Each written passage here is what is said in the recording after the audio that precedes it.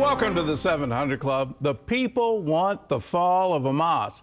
That's what Gazans are chanting as anti-Hamas protests continue for the third day. The protests have spread to several cities in Gaza, and they could mark a turning point in the nearly 18-month war.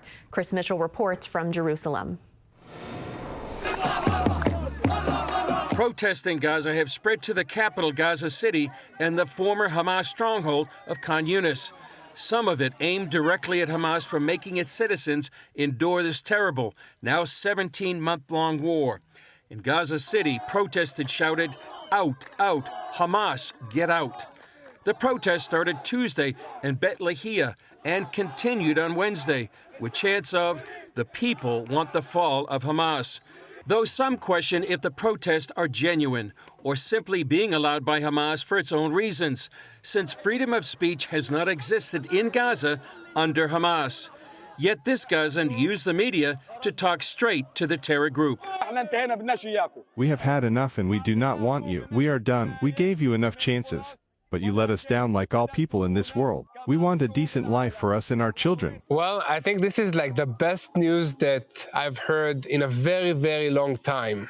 IDF reserve soldier Yair Pinto told CBN's Raj Nir the unprecedented protests may signal a turning point. Hamas has been keeping the Palestinian people in the Gaza Strip as hostages, basically using them as human shields, brainwashing the population for more than 20 years. And finally, we see them stand up and speak against this terrorist organization, saying, we had enough of war, we had enough of destruction. Israeli Defense Minister Israel Katz encouraged the people of Gaza to stand up to Hamas. Learn from the residents of Beit Lahiya. Like them, you too should demand the removal of Hamas from Gaza and the immediate release of all Israeli hostages. That is the only way to stop the war. For the first time since October 7th, a recent poll shows a significant drop of support for Hamas's deadly attack on Israel from 57% to 39%. At the Knesset, Israeli Prime Minister Benjamin Netanyahu added another threat to the terror group. And I say to Hamas, this includes seizing territory, and this includes other things that I will not list here. On the eve of a major conference on anti-Semitism, Israeli President Isaac Herzog addressed the alarming surge in global anti-Semitism since October 7th and called on Jewish communities and their allies to take action. I say to you, dear leaders and activists, fight.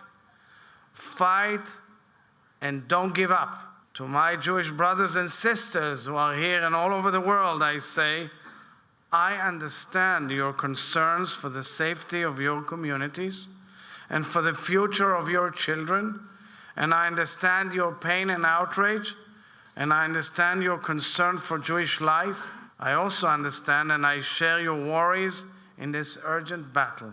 The State of Israel is your full partner, and we are all in this battle. Chris Mitchell, CBN News, Jerusalem. Well, let's pray for Hamas to be overthrown, for the hostages to finally be released, for the war to finally end. Let's also pray this spreads to Lebanon. There's no reason for Hezbollah to essentially control southern Lebanon. I remember visiting Beirut. I was just 12 years old, so back in the 1960s. Then it was known as the jewel of the Mediterranean. It was an incredibly prosperous city. All of that gone when the PLO came in 1972, descended into civil war and anarchy, and then the sort of rival groups controlling different geographic areas and then armed to the teeth to attack Israel. Wouldn't it be wonderful for Lebanon to once again be the jewel of the Mediterranean? And wouldn't it be wonderful if Iran had a change in government, and instead of putting all of their funds into arms and spreading terror around the Middle East, trying to build nuclear weapons, but they actually said, well, let's take care of our own people and let's become prosperous. That would be absolutely incredible. These would be wonderful things to see happen, and let's pray it in, that this would happen and happen soon.